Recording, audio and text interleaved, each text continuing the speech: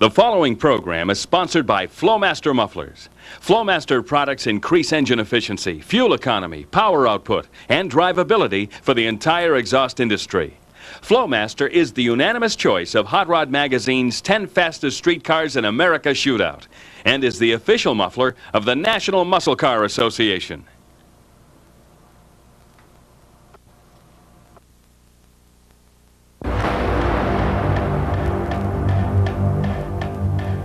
It was an idea whose time had finally come. An idea which had been discussed, argued, and debated more than once, wherever America's street machine power brokers engaged in spirited interchange. And once word of this idea took root, it spread like backwoods wildfire and gathered speed, taking on a life of its own. The gauntlet had been cast down. The quest would be taken up.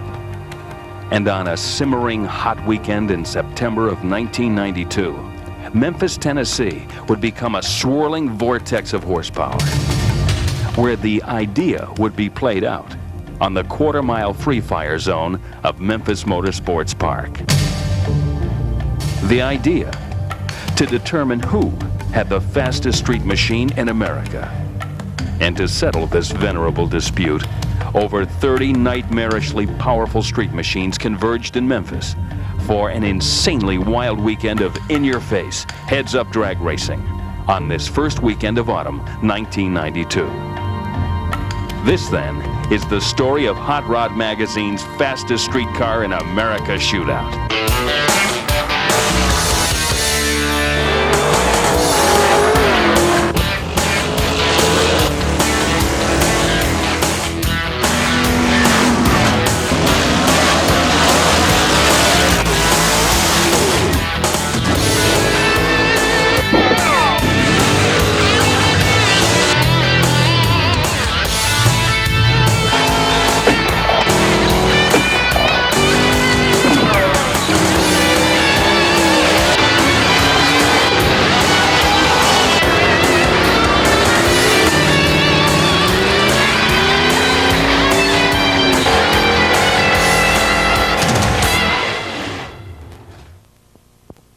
The National Muscle Car Association chose Memphis Motorsports Park as the site for the fourth and final Flowmaster Muffler Muscle Car Challenge of 1992.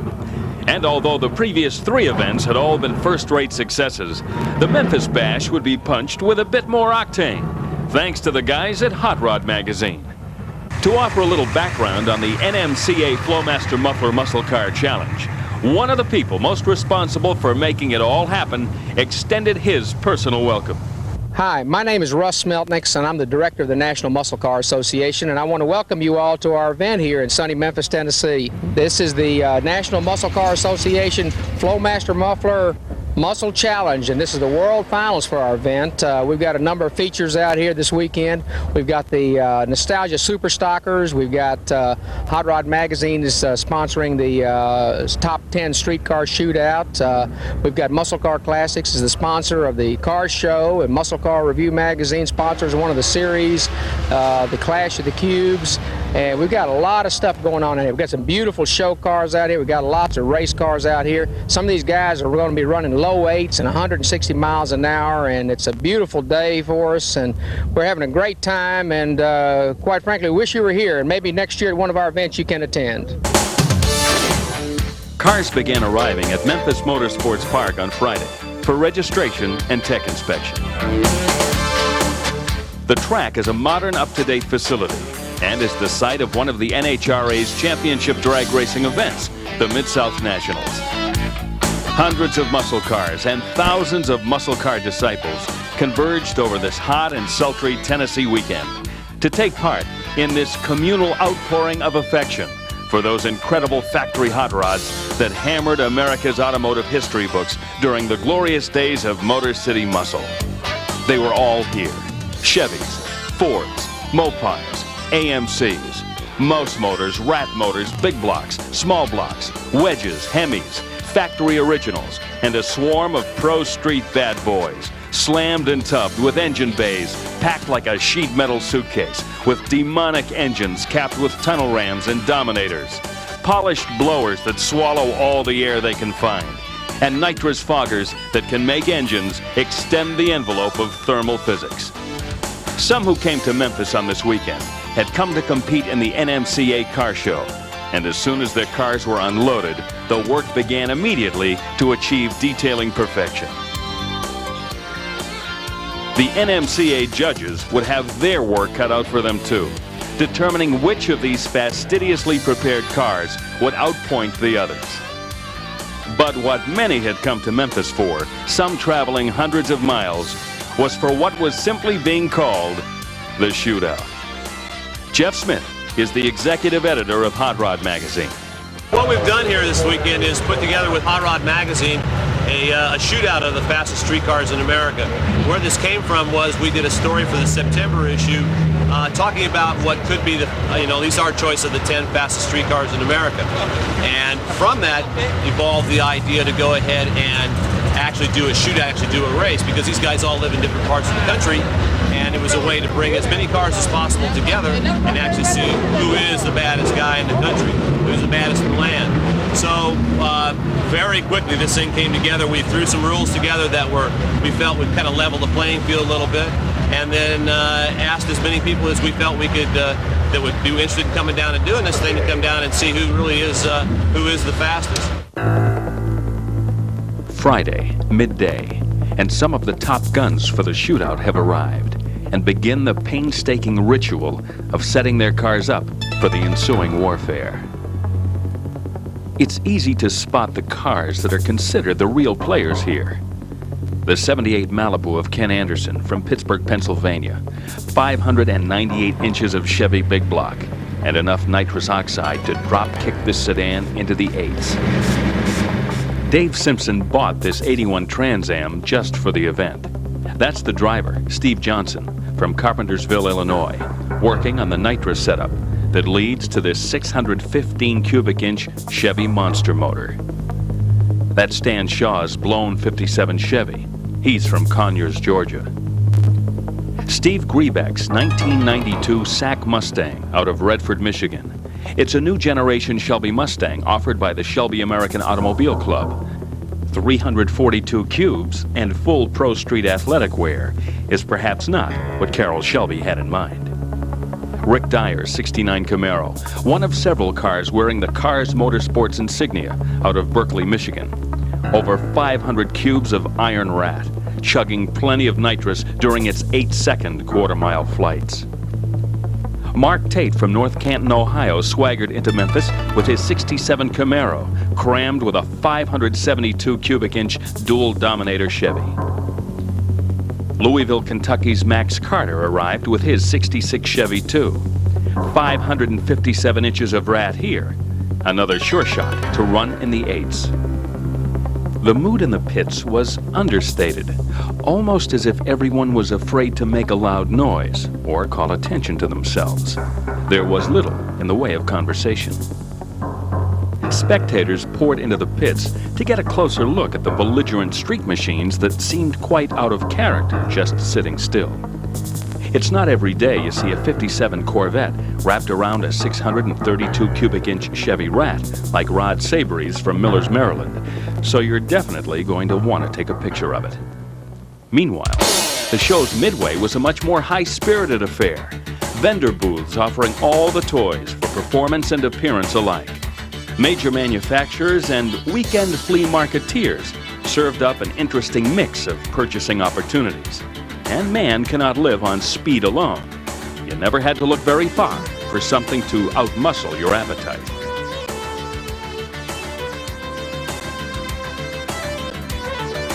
"32 cars and their owners made the trip to Memphis for the shootout, but fewer than that would actually answer the call when the real shooting began on Sunday. Some competitors would fall victim to mechanical problems early.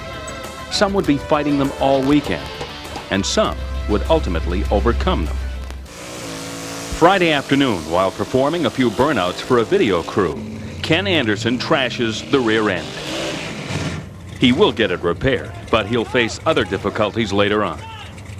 Another video opportunity would go awry. Joe Yatuma from Novi, Michigan invites the video crew for a couple of easy passes down the Memphis quarter mile.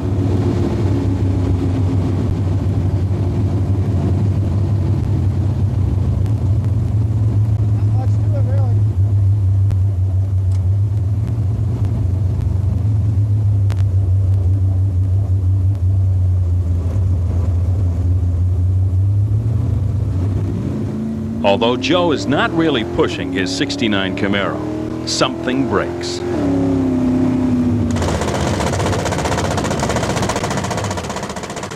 The problem is not terminal, but the weekend will not be a triumphant one for Joe and his Camaro.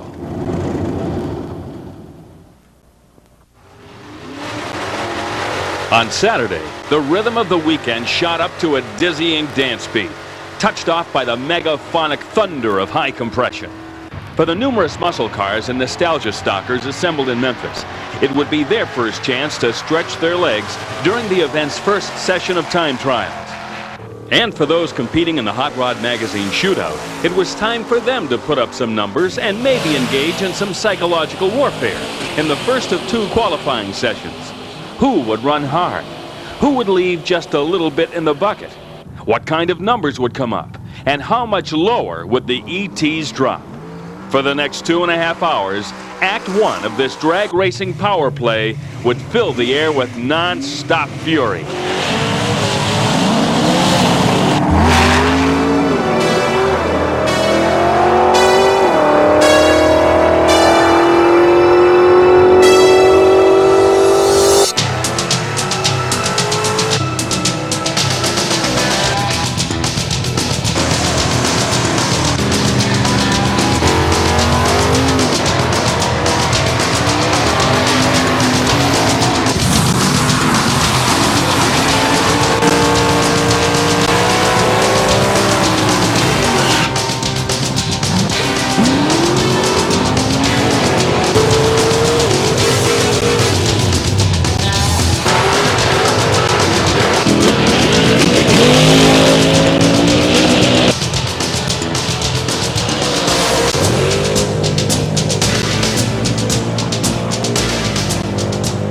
Shortly after qualifying had begun, it became clear that the simple set of rules which Hot Rod Magazine had drawn up for the shootout had placed some cars at an advantage and others at a disadvantage. Due primarily to the fact that in most cases the cars had already been built before the rules had been made. There was a 2,500-pound minimum weight for normally aspirated cars and a 2,800-pound minimum weight for supercharged, turbocharged, and nitrous-equipped cars. Randy Lambert's 4,100-pound '67 Impala and Stan Shaw's 2-ton all-steel '57 Chevy were both clearly facing formidable odds. In addition, no nitrous would be allowed on blown or turboed cars. Slicks were required for cars running 950 or better. Otherwise, any DOT tire was okay. Mufflers were mandatory, no dB limit. American production cars 1950 or newer were the only ones allowed.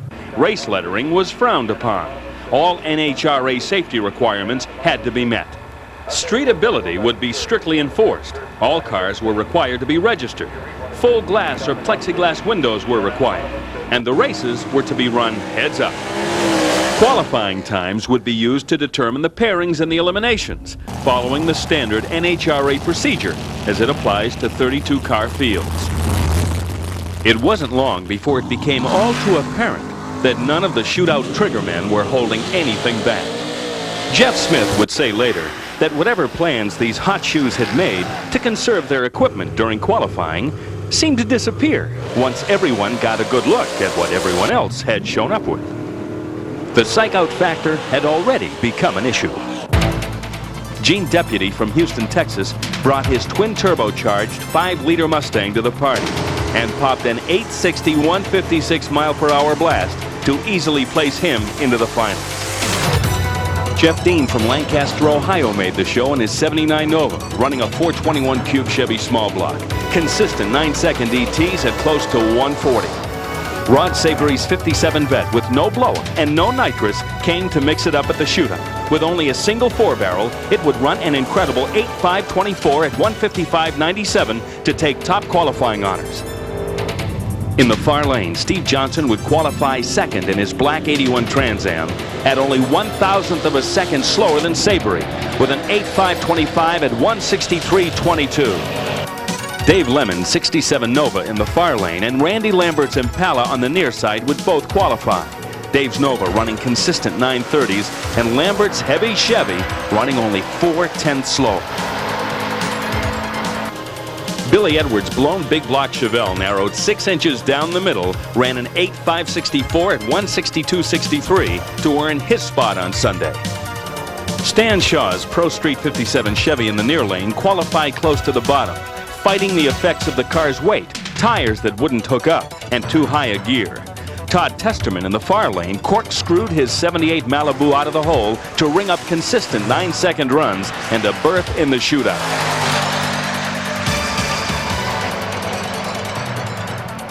Steve Griebeck's gorgeous Mustang would qualify for the main event, running in the 940s. Greg Cerny's 86 Mustang on the left from Mount Clemens, Michigan, one of the more streetable entries, packing 514 cubes of Ford V8, still chalked up 950s during qualifying, with top speeds flirting with 145. Dan Scott from Goodrich, Michigan on the left qualified with his 67 big-inch Camaro, flying the car's motorsports colors. But his best numbers would come up during time trials, an 8.490 at 1:60.59. This was George Pointer's qualifying run in his 61 Vet with a fresh 460-inch boat motor, replacing a blown 540. His numbers, 9.482 at 1:49.60. Mark Tate, far lane, uncorks his best qualifying pass in his 67 Camaro with a 572 cube big block. Good for an 8.933 at 1:55.11. But by the end of the second qualifying round on Saturday, several cars would be wounded, some mortally.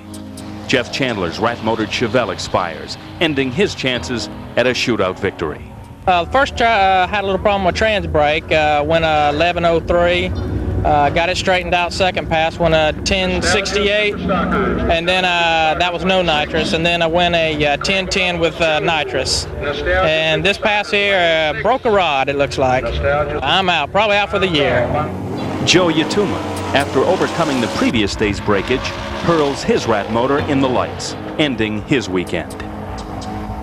Ooh, what is that? Is he fogging for mosquitoes? Jim Treppa's beautiful orange 1968 Camaro on the left blows its transmission in the big end. There will be no shootout victory for him.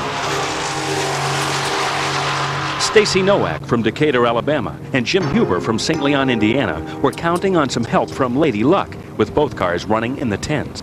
The 79 Pinto wagon of Mike Moran from Dearborn Heights, Michigan, and the 78 Malibu of Ken Anderson would both qualify strongly, but neither car would be 100% for the shootout.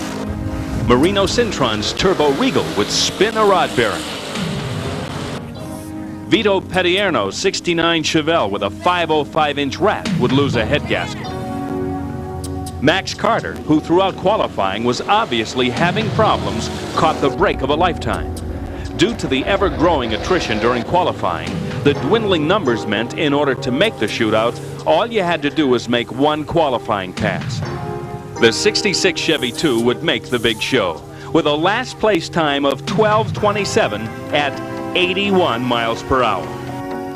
Rick Dyer's fear-inducing Camaro spewed oil all over itself after a valve cover gasket failed.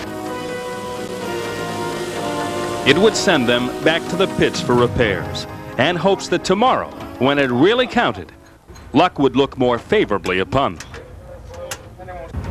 Street cars at its fastest. Saturday night, and at nearby Chuck Hutton Chevrolet Geo, there's a spectacular cruise night, perhaps the largest one ever seen in the Southeast.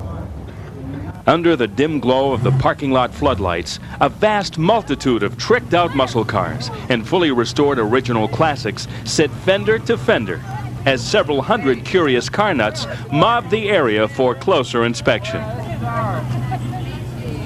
Boyfriend Rod making every race, believe it or not.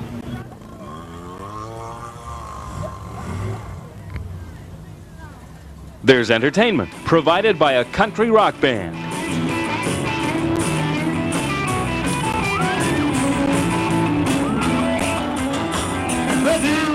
The upbeat atmosphere and block party flavor of the proceedings are a welcome escape for many of the competitors who will find themselves on a collision course the following day when the shootout fires up. But for now, it's time to unwind a little, release some of the anticipation, and enjoy a good time under the stars.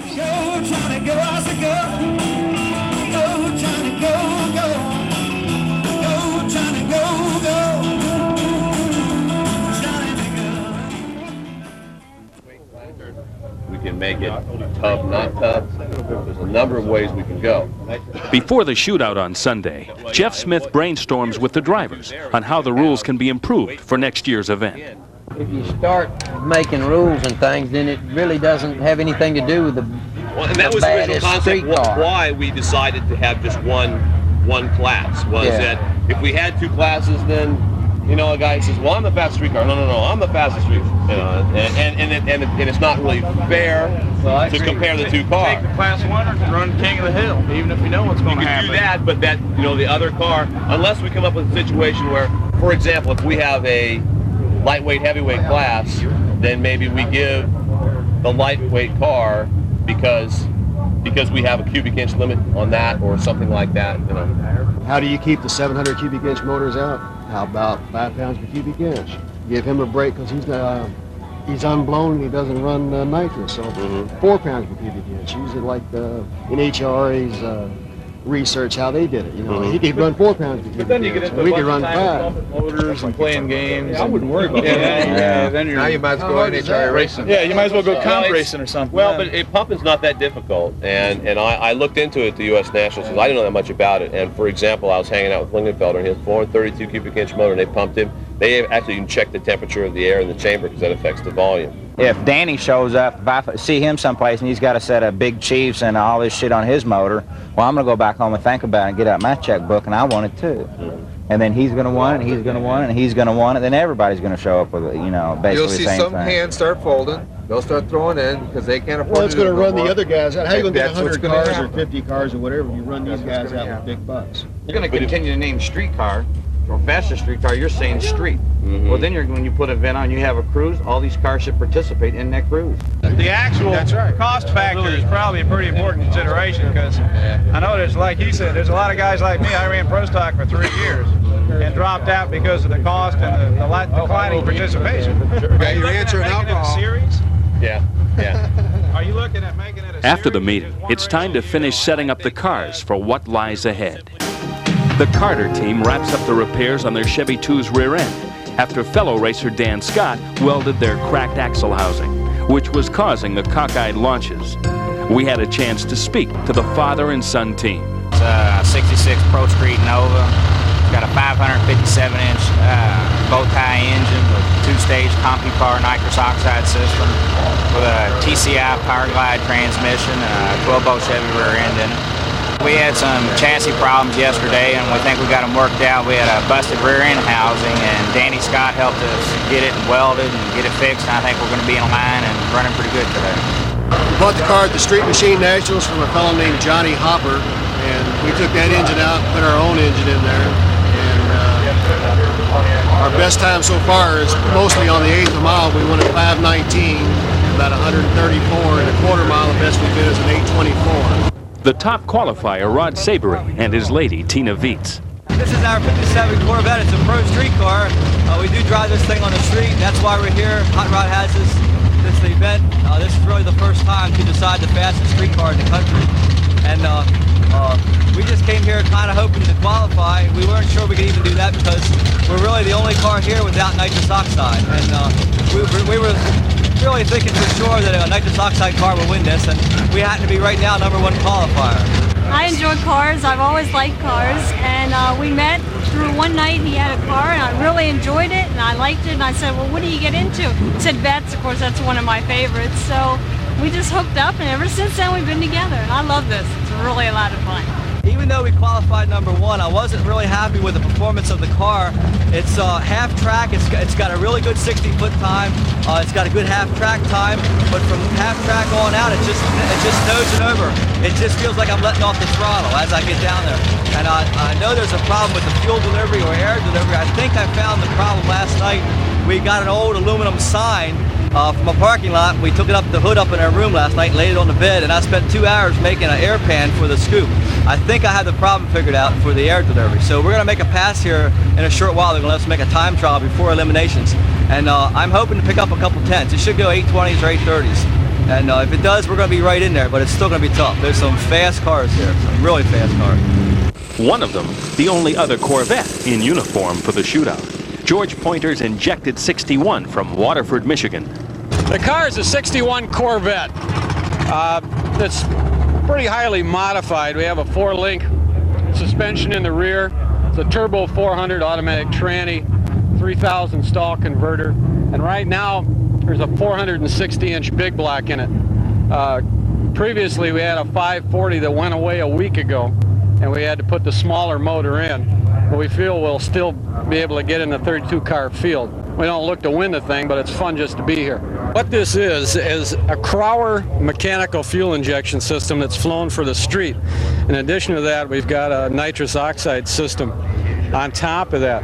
This is the vapor separator.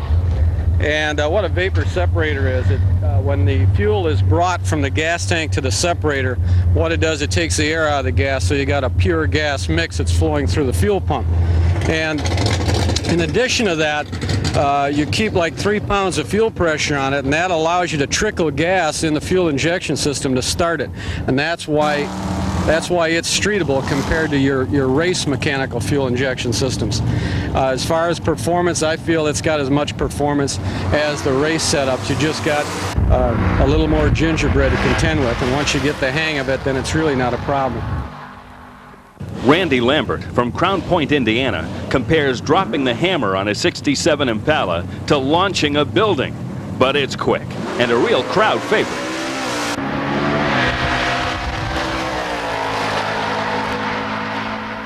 My name's Randy Lambert. I'm from Crown Point, Indiana. It's a 1967 Impala, 565 cubic inch motor.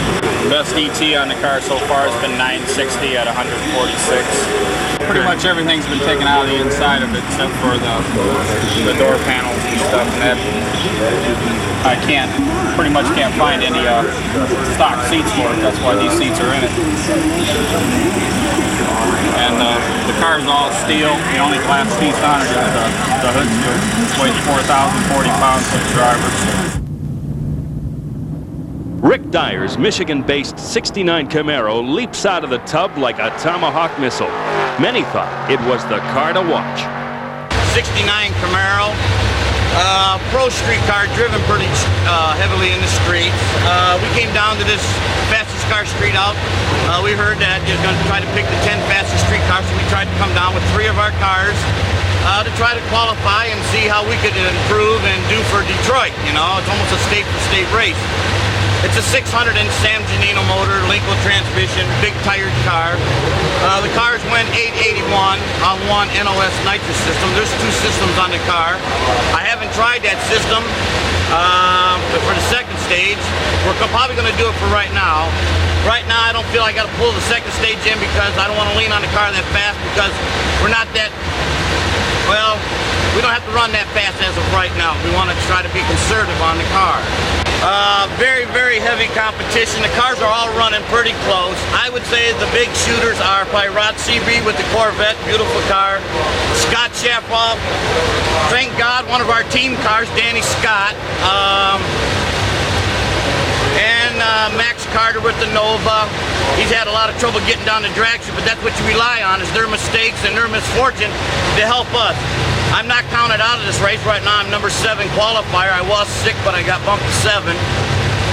But we got a little more potential in the car to bump it up, so I feel they won't count me out, let's put it that way. Despite Rick Dyer's optimism, his day will end sooner than expected, when his Camaro fails to fire in the staging lanes, and he never makes it to the first round. But for the 19 other shootout competitors, the waiting is soon over. Sunday afternoon, following some scattered showers earlier in the day, the shootout is about to begin in earnest. There are no big money prizes, no live national television. Each of the drivers of the 10 fastest cars will receive yellow top 10 shootout jackets. And of course, national recognition in an upcoming issue of Hot Rod magazine. The overall fastest will be imbued with the title, Baddest in the Land. With Vito Patierno still thrashing in the pits to repair his Chevelle's blown head gasket, the 18 other shootout gunslingers pull onto center stage, where they are introduced to the crowd by the track announcer, and then slowly pass before the grandstands, savoring this peaceful moment before weapons are drawn. Randy Lambert tows his Impala in the parade. Jim Huber's non-tubbed 69 Chevelle with a 406-inch small block. Greg Cernia's 86 Mustang with a fresh load of nitrous. The 74 Nova of Jeff Dean, which so far has run flawlessly. Mike Moran's Pinto Wagon, a small block with a full nitrous chaser. Steve Griebeck's Mustang, 2,800 pounds, the lightest car here. Rod Sabry's top qualifying vet. The other Corvette in the event, George Pointer's Super Clean 61. Max Carter's Nova, with a cloud of uncertainty hovering over the welded rear end. Gene Deputy's twin-turbo Mustang, with plenty of plumbing where most of the hood should be. Mark Tate, a threat to go all the way with high 8-second time slips. Dave Lemon's 67 Nova that stutter steps out of the chute with 9-inch tires. Stacy Nowak's 1977 477 Cube Camaro. Stan Shaw, maybe a bit slower, but his 57 is a class act all the way. Billy Edwards, he's got a whole bunch of mid-8-second firepower in his trick Chevelle.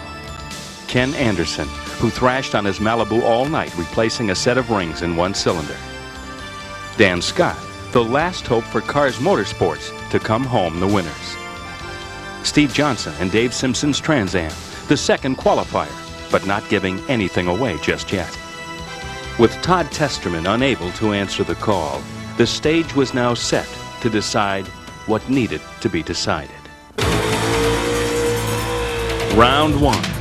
Rod Sabry, the #1 qualifier, draws a single.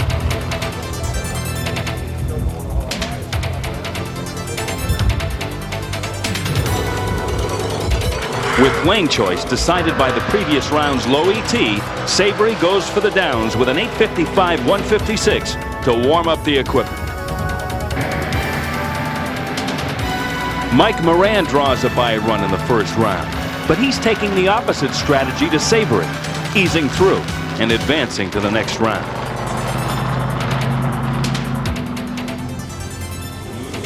Max Carter's Nova takes on Steve Griebeck's Mustang, but Griebeck overstages, getting the red light and giving the round to Carter. Max takes a little off his fastball with a 941-143-88.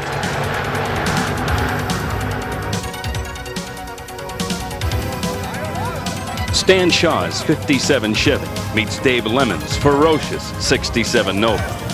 Shaw is running a blown 484 cube rat motor. Lemon's Nova is stuffed with a cast iron 493. But it's no contest as Lemon rattles off a 931-150-103 pass. But Dave ices his power glide in the process. Chevy Corvette versus Chevy powered Pontiac. George Pointer's 61 Vet squares off with the Steve Johnson-driven Trans Am, the #2 qualifier. Johnson cuts a great light. Pointer's Vet blows vapors 200 feet out, and Johnson rings him up with an 855-163-75. The classic street confrontation, Ford versus Chevy. Dan Scott's 67 Camaro stages against Greg Cernia's Mustang, a combined total of 1,057 cubic inches. The Chevy will prevail this time as Scott roars to an 856-160-28.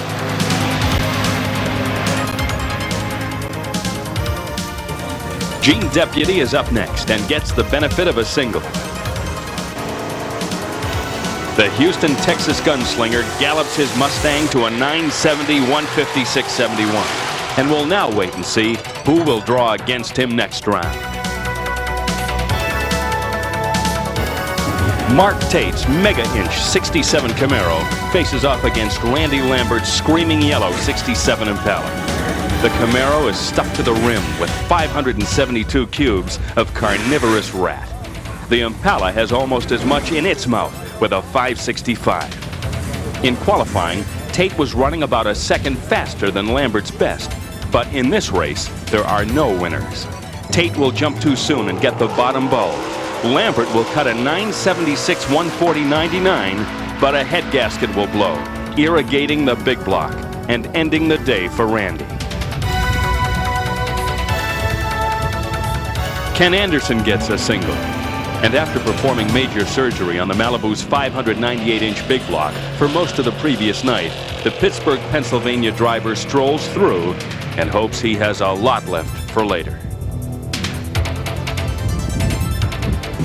Vito Petierno buttons up his big block Chevelle in time to face Stacy Nowak's Camaro in the first round. In a close race, Vito covers Stacy with a 10:09 128.66, not anywhere near what the car is usually capable of.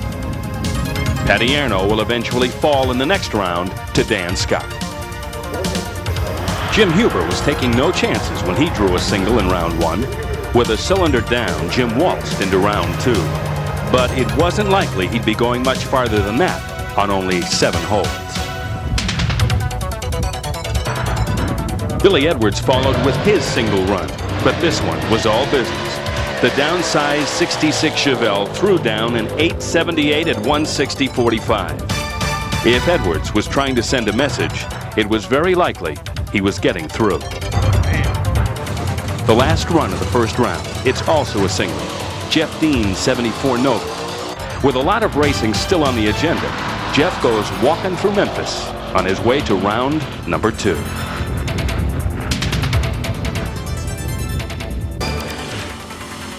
Round 2 opens with Rod Sabry, matched up with Jeff Dean, who had just closed out round 1. Jeff's purple Nova is not brawny enough to outdistance Sabry, who cuts an 862 at 154.63. Sabry's ET and top speed are both off last round's pace, which may or may not signal a problem with the car. Ken Anderson's Malibu faces Dave Lemon's Nova, which in the past 50 minutes has received a complete Power Glide transplant to replace the one launched in the last round. The Somerville, Alabama racer boots his Nova to the max, but Anderson scores the win with an 897 154.10, but the wounded motor unglues in the lights. For Ken Anderson, a very expensive victory. Gene Deputy takes on Mike Moran, but this one is over early as Moran's small block comes apart right out of the hole, sending the twin-turbo Mustang of Deputy to a 1050 143.01 victory. With Randy Lambert's first-round motor disaster, Max Carter is again the recipient of good fortune, getting a single and soft-pedaling a 922 143.02. Billy Edwards Chevelle takes on Jim Huber's. Other than their name, the cars share little in common. Blown big block versus carbureted small block. Edwards flames Huber with an 871 161.26, but Huber will finish in the top 10, comprised of the 7 winners in the second round and the 3 fastest losers in the second round. A second round solo for Steve Johnson. He'll take a very polite 21.58 back to the barn and get prepped for round number 3. The Hot Rod Magazine Streetcar Shootout moved into round 3. Now that the top 10 cars had been decided, there was only one more title still waiting to be earned, the baddest in the land. Billy Edwards opened the round with a single run, and with the numbers he was putting up, he was running with the big dogs. This run, an 872 161.34. Next, Sabry versus Deputy. Deputy's Mustang rolls snake eyes, and Sabry lifts for a 975 127.85 advance. Ken Anderson served Steve Johnson the mother of all hole shots, but Ken's motor has a death rattle, and Johnson's late surge beaches the Malibu with an 856 160/80. Max Carter finally has himself a handful in Dan Scott's thundering Camaro. Carter ends round 3, and Dan Scott's hopes for a shootout win with an 844 158/56 that proves the durability of the Nova's welded axle housing. The final 4 have survived the shootout. It's crunch time. Sabre's vet and Edward Chevelle will duel for the right to move on to the shootout final. Sabre slices a 477 reaction time and uses the extra room to cover Edwards with an 862 154/45. Only 7 thousandths better than the Chevelle in the eyes. Johnson and Carter. Johnson's conservative single in the last round allows him to lean heavier on the Pontiac this trip. But Carter's Chevy 2 is quicker, but not faster. Carter takes the win with an 838 160/85, but Johnson would take the top speed glory at 164/59. And then, all the money was on the table. Sabre and Carter would now decide the ultimate question: who was driving the fastest streetcar in America? That title would either be traveling back to Millers, Maryland in a 57 Corvette, or to Louisville, Kentucky in a 66 Nova. Sabre's best reaction time of the event, a 475, gives him the early edge. But Carter's Nova is just too long-winded, with 557 cubes of Chevy Big Block and a wet coat of nitrous. It's Carter at the other end, with an 8.435 at 160.37 to Sabre's faltering 874 at only 150.27. Moments later in the pits, it's not Kentucky bourbon, but champagne. That's the beverage of choice. Well, actually, he left on me, and I think I pulled out ahead of him, and about mid-track, he pulled back up along beside of me, and then right at the lights, it went ahead and drove away from him a little bit, but it was definitely a close one. I'd also like to thank him. He's the mechanic and crew chief and the tune-up man of the whole operation. Without him, it wouldn't have been running 834 and all them kind of times, and every time we broke something, we'd have probably been out. He kept us fixed and running good. Not far away, Rod Sabre was slightly more subdued. Tried our best, and we tried something here on the final that didn't work out. I knew I had nothing to lose there against Max. He ran too fast there, and so we moved the timing back a little bit, which I think is probably the right way, but I moved it a little too much. I went from 155 to 150. The car's never going that slow, never. But you know, something that we tried and it just didn't work out. But we're real happy. Probably don't seem real happy right now, but I guess it's true. We have the fastest non-nitrous car in the country, and I feel really good about that. Here are Hot Rod's 10 fastest street cars in America. Jim Huber's 1969 Chevelle. Jeff Dean's 1974 Nova. Dave Lemon's 1967 Chevy 2. Gene Deputy's 1989 Mustang. Ken Anderson's 1978 Malibu. Billy Edwards' 1966 Chevelle. Steve Johnson's 1981 Trans Am. Rod Sabre's 1957 Corvette. Dan Scott's 1967 Camaro. And Max Carter's 1966 Chevy 2. Behind the obvious headlines of the Hot Rod Top 10 Shootout, there were many quieter stories that helped to define the people who engage in this powerful sport. Ken Anderson would loan Dave Lemon the transmission, allowing him to move into the second round. In that round, Anderson would eliminate Dave Lemon after helping him get there. After Dan Scott welded Max Carter's broken axle housing, they too would meet in a rerun of last year's Top Gun final. And again, as in that race, Carter would emerge the winner, beating his unselfish friend in the quarterfinals. We saw the disappointment of Rod Sabre, who would later learn that through much of the weekend, his Corvette was running on only 7 cylinders, an undetected problem almost certainly costing him the event. In a twist of irony, Max Carter would set the event's lowest ET, and Steve Johnson would set the event's highest top speed mark, both on the same run. And with an almost storybook ending, Max Carter would win the Hot Rod Magazine Top 10 Shootout after qualifying dead last. There will be another Hot Rod Shootout next year, and there may be some who question whether any contest can clearly designate America's fastest street cars.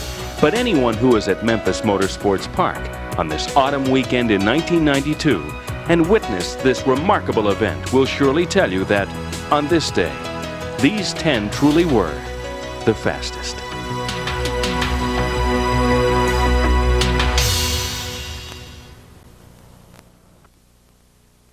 The preceding program was sponsored by Flowmaster Mufflers, the choice of Max Carter, owner of the fastest streetcar in America. Flowmaster is the official muffler of the NMCA, ARCA, SCCA, and the exclusive muffler of the Busch Grand National North.